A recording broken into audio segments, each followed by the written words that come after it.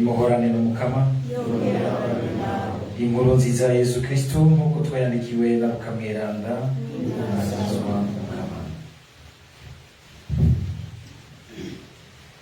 Umunsi umwe Yesu yarakikijwe n'ishengero ribandana ngo ryumvirize ijambo ry'Imana. Nawe rero akaba ahagaze ku nkombe y'ikiyaga ca Genezareti. Abona rero ubwato bubiri buri ku nkombe y'ikiyaga, abarovyi nabo bari babuvuyemwo ngo boze insenga zabo. Yura rero muri bumwe bukaba nabwo n'ubwa Simoni. Yesu aramwinginga ngo asoze gatonyi bave ku nkombe, aca yicara muri nyabwato atangura kwigisha bya shengero. Waheze abwira Simoni ati, igiza rero ahari amazi menshi uheze urekurire y'urusenga urobe. Simoni amusubiza ati, Muhana, twaraye turaroba ijoro ryose, turaheza ntacyo twafata. Mugabo kubivuze ndaterera urusenga. Wabigire bafata ifi isinzi n'urusenga rwabo rutangura gusambuka. Bakura rero bagenzi babo bari mu bundi bwato ngo baze kubafasha. Nabo baraza buzuza y'amato yonki, mbere ashaka no kwibira. Simoni ngo abibone akubita ibifukamiro hasi imbere ya Yesu ati, Mukama, nuje kure kuko ndi umunyakabi. Erega ubwoba bwari bwamutekeye nabo vyari kumwe nyene kubera izo fi barovye. Eka na bene Zebede bagenzi ba Simoni, Yakobo na Yohani bari babufise. Ariko Yesu abwira Simoni ati, gumya umutima, kuva ubu uzohora uroba abantu. Ngo bagarukana ubwato ku nkombe, baca basigaho vyose baramukurikira. Dushimagize iyi nkuru nziza ya Kristo.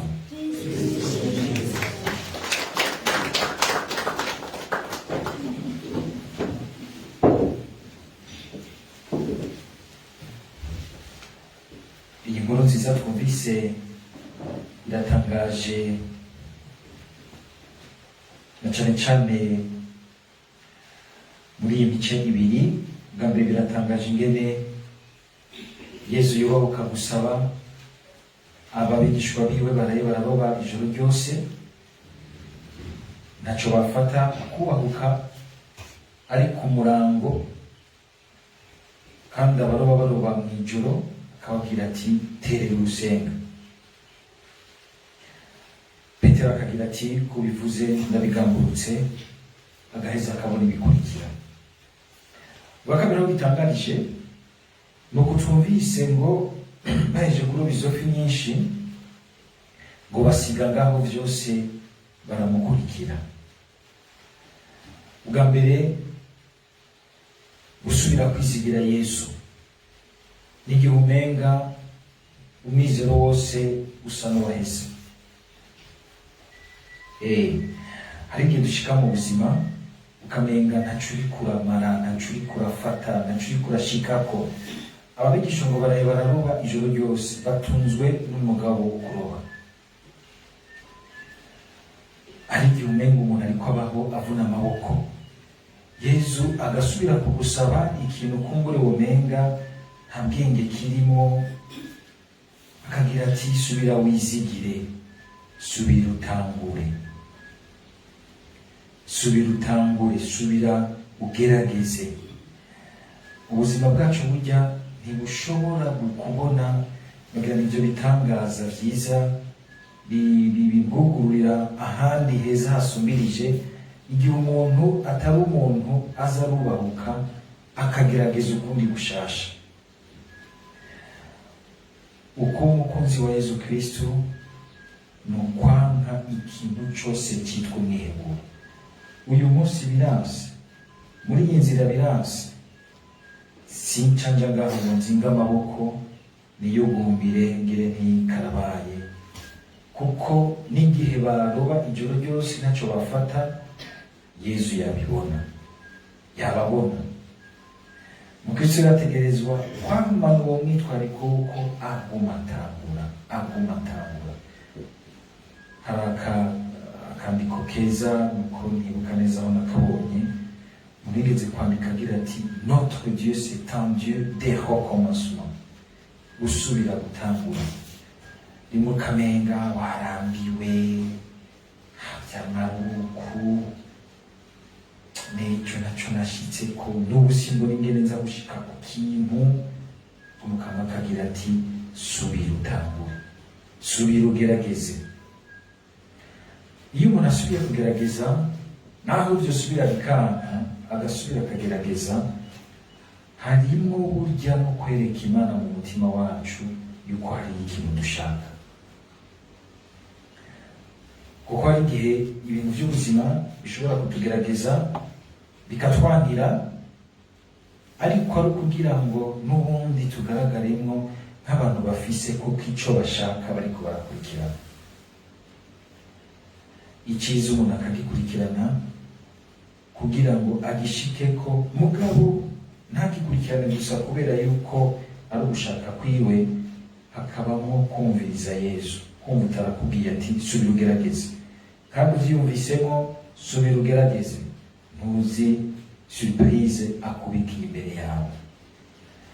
Uwo mwitwariko rero ukwama twibuka ko Imana iguma ari Imana hafi yacu, kandi tukaguma tugerageza kugira ngo turondere icyiza gisumbirije, turondere gushika heza hasumbirije, niko kwemera, niko kwizigira umukama ibihe byose, kugira uti nta kintu na kimwe nzokwemera yuko kinyemeza yuko kabaye. Nta n'umwe hambavu ya Yesu by'ukuri amwizigiye yogira ati karabaye.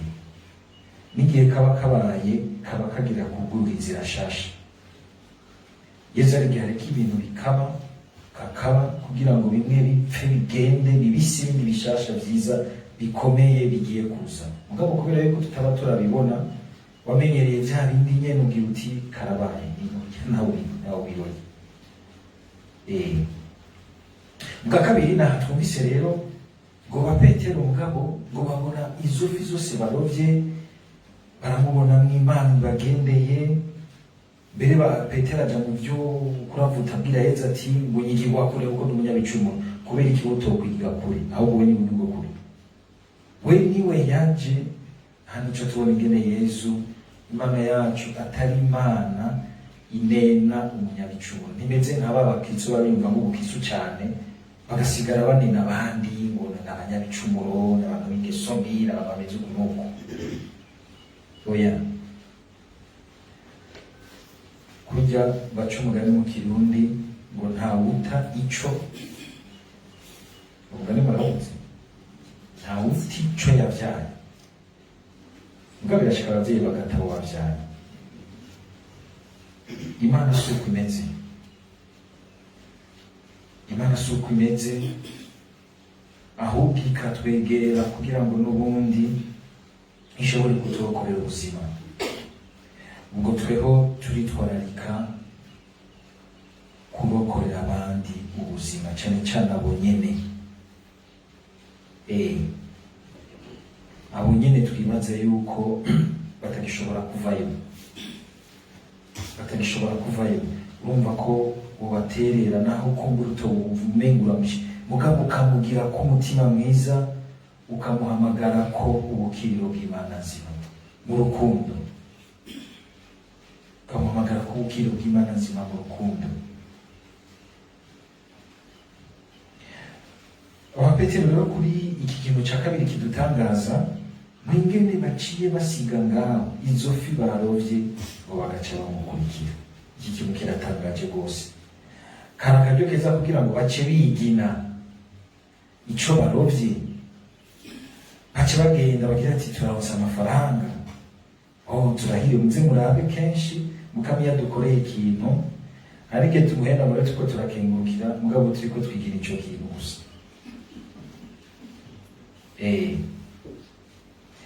Ushima ko tuba turiko tugira ico kintu, ubwo turiko turigira ico kintu, iyo giheze ugaca umenga twebwe n'Imana n'ibyo dupfana n'Imana vyaheze. Ariko ubu bakira bisiga ngaho baramukurikira, barumva bati arahambaye rwose gusumbya izifi turovye. si uko kumbure tudohimbagwa n'ikimana yatugiriye yadukoreye ngo tukigine, ariko kutagihezamwo umutima wo kuvuga uti ahubwo niwe ahambaye gusubira ibintu ampaye. Baciye bisiga ngaho ngo baramukurikira.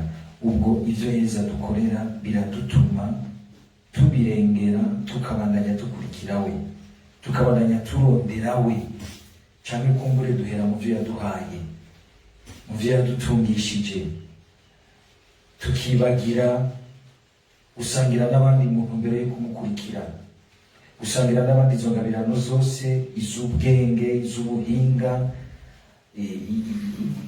iz'ubutunzi bw'amafaranga,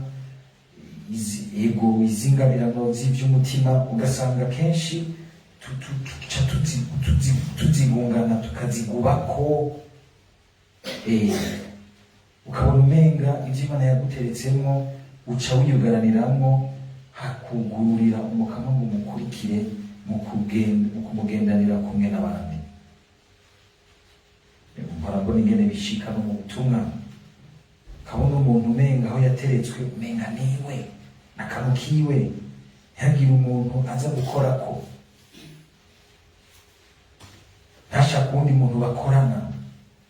Ukibaza uti ngo uratahura ibintu urimo, uratahura uwo wakurikiye, kandi ugasanga aca kw'isiguro nyinshi.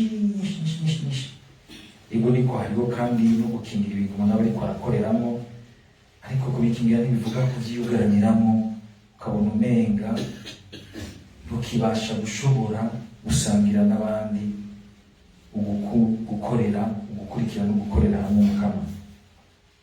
Gusiga aho vyose, kumva ko ivyo Yesu aduha, mbere tugashika naho dushobora kumva yuko n'ubuzima bwacu Yesu abututira. Mwanditsi w'Izaburi akagira ati urukundo rwawe mukama rurandutira n'ubuzima. Kakarimu turimba urukundo rwawe runtera imbaraga, runtera imboga nyinshi. Iyo umuntu amenya ko ariko ararengera, kuko bijya bintu mukama duha ari ibintu, ari ingabirano, tugaca tuvyubararako hakumukurikira, nibyo biteba bikaturuhisha. Ariko igihe umuntu yirengera akamenya gukurikira we yabimuhaye, ugumana imboga shasha muri vyo, ugumana akanovera. Gusa mukama kugira ngo natwe twame tumenya kumuhitamwo muri vyose, kumukurikira hejuru y'ivyo yaduhaye, hejuru y'abo yaduhaye, hejuru y'ivyo yadutungishije vyose, hejuru y'ivyo dushobora gushikako vyose vyiza. Twame twibuka yuko ari we ciza kizima kidahera, dutegerezwa kugira nti gukurikira hejuru ya vyose. Amen.